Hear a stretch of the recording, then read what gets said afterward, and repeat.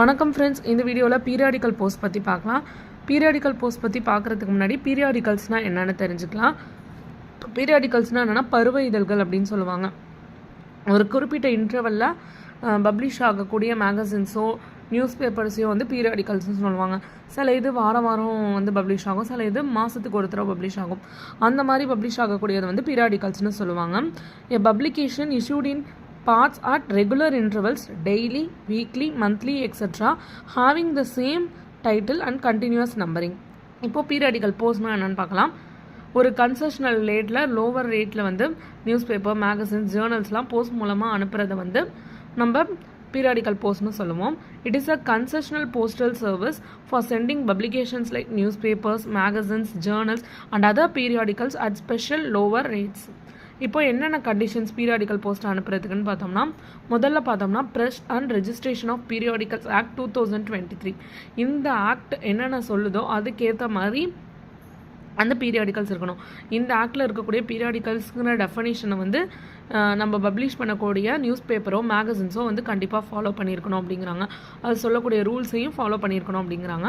அதே மாதிரி press register general of இந்தியாட்ட ரெஜிஸ்டர் பண்ணியிருக்கணும். அந்த நியூஸ் பேப்பர் பப்ளிஷ் பண்ணுறாங்களா அவங்க வந்து நியூஸ் பேப்பரோ மேகசின்ஸோ பப்ளிஷ் பண்ணுறவங்க வந்து press register general of India கூட ரெஜிஸ்டர் பண்ணியிருக்கணும். அதுக்குள்ளே சர்டிஃபிகேட்டையும் வாங்கியிருக்கணும் அவங்க அப்படிங்கிறாங்க. ரெஜிஸ்டர் பண்ணி இப்போ வந்து பப்ளிஷ் ஆகக்கூடிய இந்த நியூஸ் பேப்பரோ மேகசின்ஸோ வந்து இந்தியாவில் தான் பிரிண்ட் ஆகி இந்தியாவில் பப்ளிஷ் ஆகியிருக்கணும்.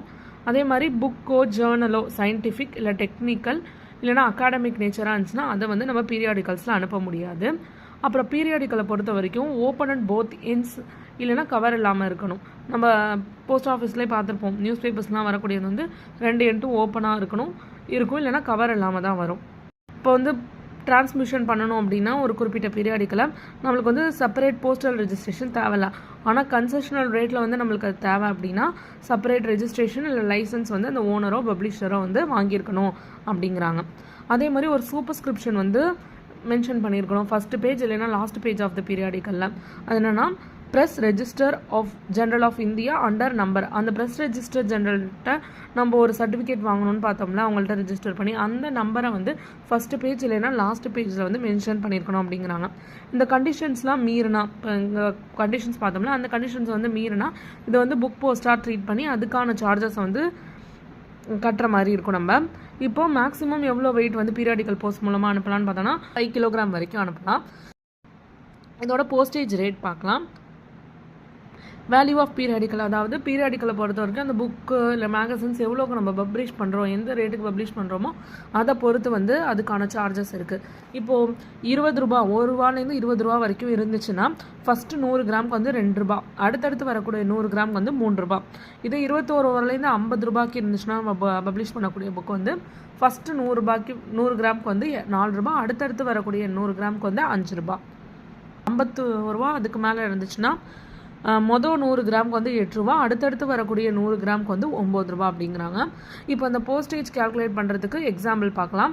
இப்போ 350 கிராமுக்கு இருக்க ஒரு நியூஸ் பேப்பர் அப்படின்னா அதோட ரேட் வந்து 21 ரூபாலேருந்து 50 ரூபாய்க்கு இருக்குது அப்படின்னா அதுக்கு எப்படி போஸ்டேஜ் கேல்குலேட் பண்ணுவாங்க அப்படின்னா மொதல் 100 கிராமுக்கு வந்து 4 ரூபா பார்த்தோம், அடுத்த 100 கிராம் அடுத்தடுத்து வரக்கூடிய ஒவ்வொரு 100 கிராமுக்கு வந்து 5 ரூபான்னு பார்த்தோமா.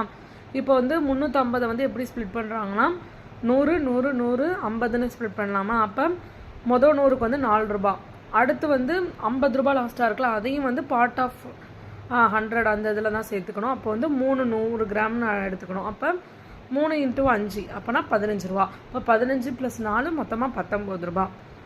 அப்புறம் ஒரு சயின்ஸ் டுடே மேகசின் கொடுத்துருக்காங்க, அது வந்து 1250 கிராம் இருக்குதுன்னு வச்சுக்கோங்க. அது வந்து 51 ரூபா ரேட்டில் இருக்குது, 56 ரூபாய்க்கு மேலே இருக்குது அதோட ரேட். அப்படின்னா ஃபஸ்ட்டு 100 கிராமுக்கு 8 ரூபா பார்த்தோம், அடுத்தடுத்து வரக்கூடிய ஒவ்வொரு 100 கிராமுக்கு வந்து 9 ரூபான்னு பார்த்தோம். அப்போ 1250னா வந்து 1300 கிராம் அந்த ரேஞ்சில் வரும்.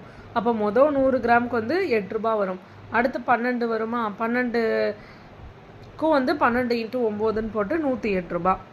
இப்போ டோட்டல் போஸ்டேஜ் பார்த்திங்கன்னா 116 ரூபா வருது. இந்த வீடியோவில் பீரியாடிக்கல் போஸ்ட் பற்றி பார்த்தோம். தேங்க்ஸ் ஃபார் வாட்சிங்.